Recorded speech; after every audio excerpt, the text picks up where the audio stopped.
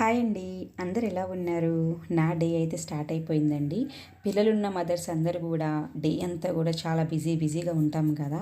So, నేను నా వీడియోలో అయితే నేను మార్నింగే పనులన్నీ ఏ విధంగా ఫినిష్ చేసుకుంటాను అన్నదైతే చూపిస్తున్నానండి. ఎందుకంటే ఇలా మార్నింగే మనం అన్నీ చేసుకుంటే మిగతా టైం అంతా పిల్లల్ని చూసుకునే టైం ఉంటుంది.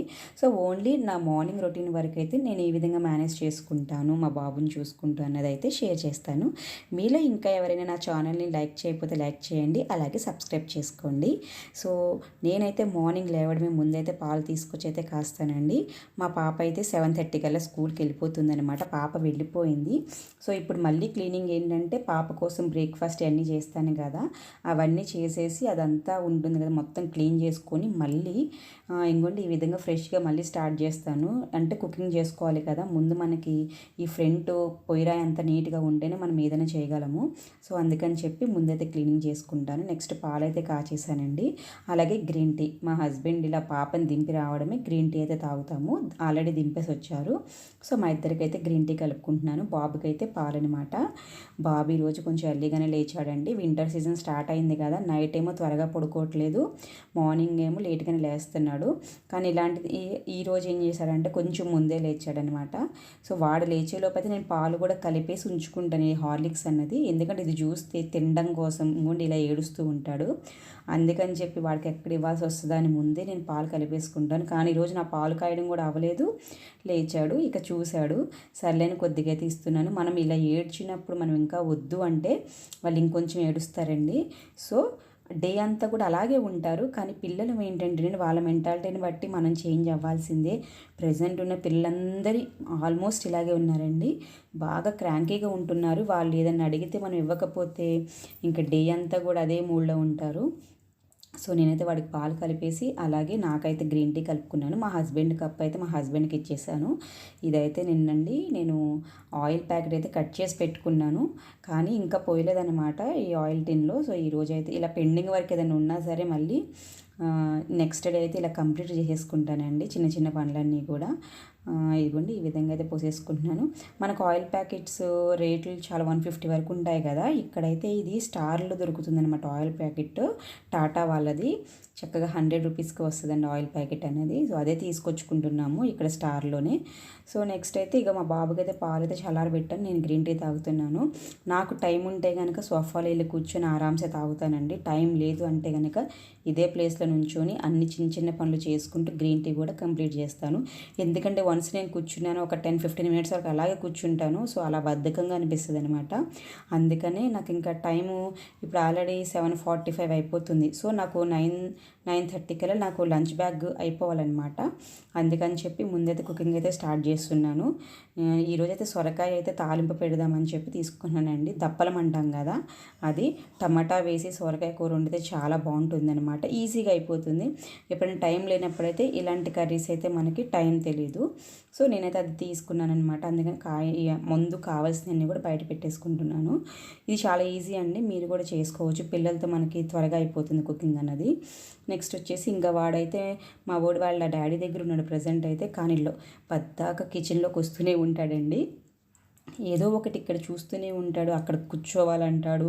ఏంటంటే పిల్లలకి అదొక సరదా అనమాట. ఇక్కడ చాలా కనిపిస్తూ ఉంటాయి కదా! వాళ్ళకి ఎన్ని టాయ్స్ ఉన్నా కిచెన్ ర్యాక్స్లో ఉన్న ఐటమ్స్, కిచెన్ పైన ఉన్న ఐటమ్స్ వాటిని చూసి వాటిని లాగితేనే అదొక సాటిస్ఫాక్షను. టాయ్స్ ఏం పని చేయవు వాళ్ళ ముందు. సో, ఇంకోండి ఇలా అయితే కూర్చోబెట్టాను. కొంచెంసేపు పాలు తాగుతాడని. ఏదో కొంచెం యాక్టింగ్ చేస్తున్నాడు తాగుతున్నట్టు. అక్కడైతే ఏం ఫినిష్ చేయట్లేదు. ఒక హాఫ్ ఫినిష్ చేస్తాడండి ఫస్ట్ ఇచ్చినప్పుడు. మిగతా హాఫ్ మళ్ళీ ఒక 5-10 మినిట్స్ ఆగైతే ఇస్తాను. కొన్నిసార్లు వాడికి బాగా ఆకలి అనిపిస్తే కనుక తాగేస్తాడు ఇచ్చిన గ్లాసు. కొన్నిసార్లు అయితే ఒక హాఫ్ కంప్లీట్ చేసి రిమైనింగ్ అయితే వదిలేస్తాడండి.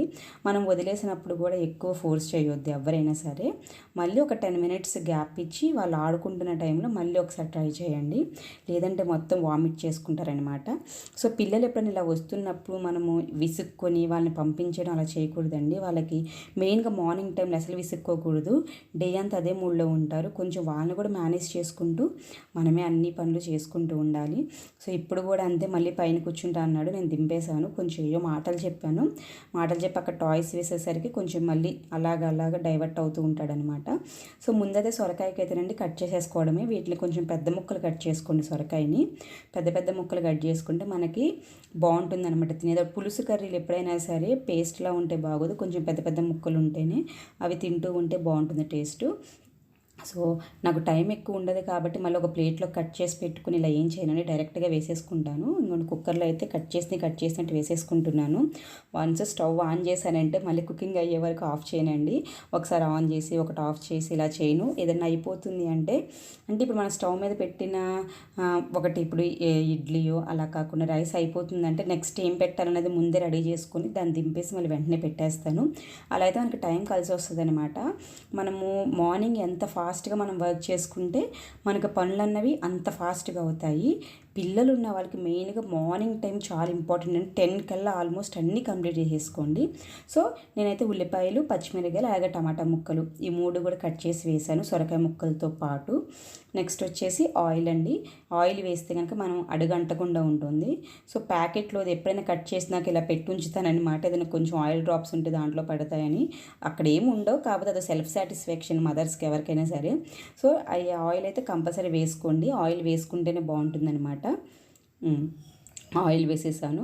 వేసిన తర్వాత మనకి ఉప్పు, పసుపు, కారం, అలాగే కొద్దిగా చింతపండు కంపల్సరీ వేయండి. టేస్ట్ అనేది చాలా బాగుంటుంది. పులుసు కర్రీ అంటేనే మనకి చింతపండు మెయిన్ ఉండాలి, ఎక్కువ ఉండాలి, కొంచెం పులుపు తగులుతూ ఉండాలన్నమాట.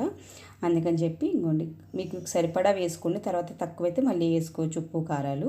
సో అన్నీ వేసుకొని ఒకసారి ఇలా మెదిపేసుకొని చూసుకొని ఇలా కలిపేసుకొని ఒక చిన్న టీ గ్లాస్ వరకు వాటర్ పోసుకోండి. వాటర్ పోసుకొని మనము కుక్కర్ 2 విజిల్స్ వచ్చే వరకు ఉంచుకుంటే సరిపోతుంది.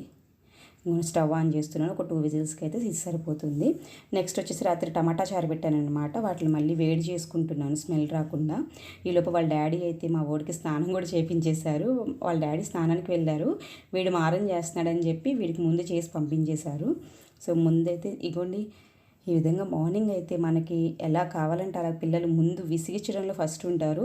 తప్పదు కదా, ఎవరో ఒకరు మనం అడ్జస్ట్ చేసుకొని ఇద్దరు కూడా వైఫ్ అండ్ హస్బెండ్ కంపల్సరీ పిల్లల్ని చూసుకోవాల్సిందేనండి, లేకపోతే అవ్వవు పనులన్నీ కూడా. సో ఇక్కడ చూసారా నేను ఏం చేస్తున్నాను అనుకున్నారు, యుద్ధం చేస్తున్నాను అనుకుంటున్నారా? ఇక్కడ కందిరీగ వచ్చిందండి. ఆ కందిరీగను తోలేస్తున్నాను. పిల్లలు ఉన్నప్పుడు ఒక చిన్నది వచ్చినా సరే అదొక భయంగా అనిపిస్తుంది, వాళ్ళు ఏమైనా కుట్టేస్తాయేమో ఏం చేస్తాయి అని చెప్పి. సో దాన్ని అయితే తోలేసాను. ఇంకా మా వాడైతే అక్కడ టాయ్స్ వేసి మళ్ళీ కిచెన్లోకి వచ్చేసాడు. ఇన్ని టాయ్స్ వేసినా సరే అక్కడేం ఉండట్లేదు.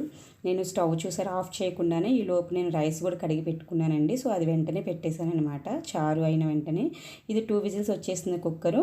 సో అదే స్టవ్ మీద అయితే ఇడ్లీ పాత్ర అయితే పెట్టుకుని వాటర్ పోసి ఉంచుకున్నానండి. వాటర్ బాయిల్ అయినాక మనం ఇడ్లీ రేకులు పెట్టుకుంటే మనకి త్వరగా అవుతుందన్నమాట. మా పాపకి పొద్దున వేసాను అనమాట ఇడ్లీ. సో ఒక ఇడ్లీ మిగిలింది, అది తీసి పక్కన పెట్టేసి మళ్ళీ వాష్ చేసుకొని మాకైతే ఇడ్లీ వేసుకుంటున్నాను. మనకి ఇడ్లీ పాత్రలో ముందు వాటర్ పోసి పెట్టుకుంటే మనకి త్వరగా ఇడ్లీ అనేది ఉడుకుతుందండి. సో అది బాగా వేడైనాక మనము ఈ రేకులు పెట్టుకుంటే సరిపోతుంది. మార్నింగ్ ఇడ్లీ అయితే ఎక్కువ ఉంటుందన్నమాట మాకు. ఇక పిల్లలు ఉన్నారు కాబట్టి ఇడ్లీ, దోశ ఇవైతే 5 డేస్ ఉంటాయి. రిమైనింగ్ సాటర్డే, సండే మాత్రం ఏదో ఒక వెరైటీ చేస్తూ ఉంటాను. ఇదిగోండి ఇదైతే అయిపోయింది ఆల్మోస్ట్. సో నేనైతే ఒకసారి మెదుపుకుంటున్నాను. వాటర్ కూడా కరెక్ట్గా సరిపోని చక్కగా మనకి అంటే ఇది గ్రేవీగా ఉండాలన్నమాట. అందుకని చెప్పి ఎంత క్వాంటిటీ కావాలో అంత క్వాంటిటీ పోసుకున్నాను నేను. మీకు ఇంకా కావాలంటే కొద్దిగా పోసుకోవచ్చు వాటరు. సో మరీ ఎక్కువ కాకుండా కొద్దిగా అయితే చితుపుకుంటున్నాను ముక్కల్ని. పెద్ద పెద్దవే కట్ చేశాను కాబట్టి కొద్దిగా కచ్చాపచ్చాగా మెతిపేసుకున్నాను. కొంచెం వాటర్ అయితే యాడ్ చేశాను. నేను ఇడ్లీలు కూడా అయిపోతున్నాయి అనమాట. ఇడ్లీ కూడా పెట్టేసుకుంటున్నాను. పిల్లలకి ఇడ్లీ పెడితే మంచిదేనండి. కొద్దిగా నెయ్యి యాడ్ చేసి పెట్టండి ఏదైనా సరే. ఇది కూడా చట్నీ ఆల్రెడీ మార్నింగ్ చేసేసాను పాప స్కూల్ కోసము. అయితే కొంచెం గట్టిగా చేశాను అనమాట. ఇప్పుడైతే కొంచెం వాటర్ కలిపి నేనైతే లూజ్గా చేసుకుంటున్నాను ఇప్పుడు మేము ఇడ్లీ తినడానికి. పాపకు కూడా మ్యాక్సిమం బ్రేక్ఫాస్ట్లో ఇడ్లీ, దోశ ఇవే పెడతానండి. ఎక్కువ అయితే ఇంకా అరగకుండా ఉండే ఫుడ్స్ అయితే ఏం పెట్టాను. నెక్స్ట్ వచ్చేసి రిమైనింగ్ పిండి అయితే ఇంకొక డబ్బాలో తీసుకొని స్టోర్ చేసుకుంటున్నాను. కొంచెం వెడల్పాటి డబ్బాలోనే స్టోర్ చేసుకుంటున్నాను కొద్దిగా పిండి మిగిలితే. సో ఎందుకంటే నెక్స్ట్ డే మనం ఏమన్నా కలిపి వేసుకోవడానికి బాగుంటుంది కదా, కలుపుకోవడానికి ఇంకొక డబ్బా అని చెప్పి నేను అలా వేసుకుంటాను. నెక్స్ట్ దీనికైతే తాలింపు పెట్టేసుకున్నానండి. మనకు తెలిసిందే కదా, పోపు దినుసులు అన్నీ వేసి తాలింపు పెట్టుకోవడమే. ఉప్పు సరిపోతే ఉప్పు వేసుకోవడమే, ఇంకా అయిపోయినట్టేనండి. దీన్ని మనం ఏం చూడవసరం లేదు, మళ్ళీ స్టవ్ మీద కూడా పెట్టవసరం లేదు. తాలింపు చక్కగా వేసేసుకొని తినడం. ఇది రైస్లోకి బాగుంటుంది, అలాగే చపాతీలోకి కూడా చాలా బాగుంటుందండి. ఈజీగా అయిపోతుంది అనమాట, టైం ఎక్కువ పట్టదు. సో మార్నింగ్ టైము మనకి లంచ్ బాక్సెస్కి అయితే చాలా పర్ఫెక్ట్ అనమాట. సో ఇడ్లీ కూడా అయిపోయిందండి. అయిపోయిన తర్వాత అయితే ఇవన్నీ మా హస్బెండ్కి బాబుకి పెడుతున్నాను. మా హస్బెండ్ తినేటప్పుడే బాబుకి కూడా పెడతాను అనమాట ఒక ఇడ్లీ. ఏదైనా కొంచెం సేపు వాళ్ళ డాడీతో పాటు తింటాడని, మళ్ళీ వాళ్ళ డాడీ వెళ్ళినాక వాడేమి తినకపోతే మళ్ళీ నేను తినిపిస్తాను. పిల్లలు ఏంటంటే మన దగ్గర తినాలంటే కొంచెము మొండి పడుతూ ఉంటారు. సో అందుకని చెప్పి కొంచెం వాళ్ళ డాడీని కూడా మార్నింగ్ బ్రేక్ఫాస్ట్ పెట్టేయమంటున్నాను. వాళ్ళ డాడీ దగ్గర ఎంత తింటాడో తినని అని చెప్పి వదిలేస్తున్నాను. తర్వాత మళ్ళీ నేను పెట్టుకుంటున్నాను అనమాట. సో ఇక నాకైతే లంచ్ అంతా అయిపోయింది కదండి. సో అందుకే నేను ప్యాకింగ్ కూడా చేసేసుకుంటున్నాను. ఆల్మోస్ట్ నా షార్ట్స్ అన్నిటిలో కూడా లంచ్ బాక్స్ ప్యాకింగ్ ఇవే ఉంటాయి. సో ఇక వీటి గురించి చెప్పనవసరం లేదు. కానీ ఒక్కటండి, మనం ఎప్పుడైనా సరే ఇంట్లో ఫుడ్ చేసుకొని మార్నింగే లేచి ఇలా లంచ్ బాక్స్ పెడుతుంటే అదొక తెలియని హ్యాపీనెస్ అనమాట. నాకైతే డైలీ అనిపిస్తుంది. సాటర్డే సండే ఒకవేళ బయటకు వెళ్ళినా లేకపోతే ఇంట్లో అయినా సరే కొంచెం లేట్గా ఫుడ్ తిన్నా ఏదైనా సరే మండే టు ఫ్రైడే మాత్రం నాకు 9:30 కల్లా ఇలా అయిపోతుందండి కుకింగ్ అన్నది. కంపల్సరీ బాక్స్ అయితే పెడతాను. ఎందుకంటే మెయిన్గా బయట ఫుడ్ తినరు మా హస్బెండ్. మేము ఇక్కడ చాలా తక్కువ, బెంగళూరు వచ్చినాకైతే ఆల్మోస్ట్ మానేసాం కూడా, ఎందుకంటే ఇక్కడ అంత నచ్చట్లేదు బయట ఫుడ్. సో ఎప్పుడైనా వీకెండ్స్ ఇక తప్పక బయటకు వెళ్తే తినడం తప్ప మ్యాక్సిమం ఇంట్లోనే తింటున్నాము. సో నేనైతే ఈ విధంగా అయితే ప్యాకింగ్ చేసేస్తున్నానండి. కంపల్సరీ చట్నీ వేస్తాను, కర్రీ వేస్తాను, పెరుగు వేస్తాను. అందరికీ డౌట్ వస్తుంది, ఆ 2 కప్పుల రైస్కి ఎందుకక్క ఇన్ని వేస్తున్నావని. ఈయన తింటారని కాదండి, ఆఫీస్లో అందరూ షేర్ చేసుకుంటారు, తల కొద్దిగా వేసుకుంటారు. సో ఏదో ఒకటి ఈయనకి అంటే ఈయన మళ్ళీ వాళ్ళవి వేసుకుంటారో లేదో, సరిపోయిద్దో లేదా అని చెప్పి కొంచెం ఎక్కువ వేసి పెడతానమాట. సో నా లంచ్ బ్యాగ్ ప్యాకింగ్ అయితే అయిపోయిందండి. చాలా హ్యాపీగా అనిపిస్తుంది లంచ్ బాక్స్ అయిపోయినప్పుడు.